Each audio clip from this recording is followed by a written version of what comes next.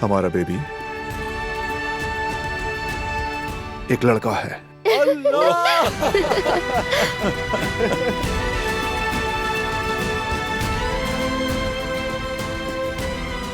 हमारा शेर आ रहा है, मुबारक हो भाई।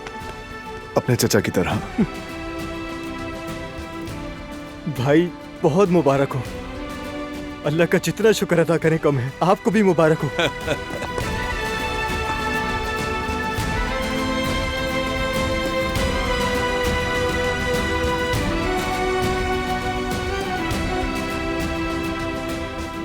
क्या बात है भाई। बहुत मुबारक हो बेटा। अल्लाह से दुआ है कि वो तुम्हें खुश नसीब और सलामत बच्चा अता करे। आमीन बाबा। खुश रहो बारान बेटा, मुबारक हो। शुक्रिया आपा। भाई मैं तो अभी से फिशिंग का सामान तैयार कर रहा हूँ। हर वीकेंड पर मेरा भतीजा और मैं दोनों साथ जाया करेंगे फिशिंग करने। अभी से प्लानिंग।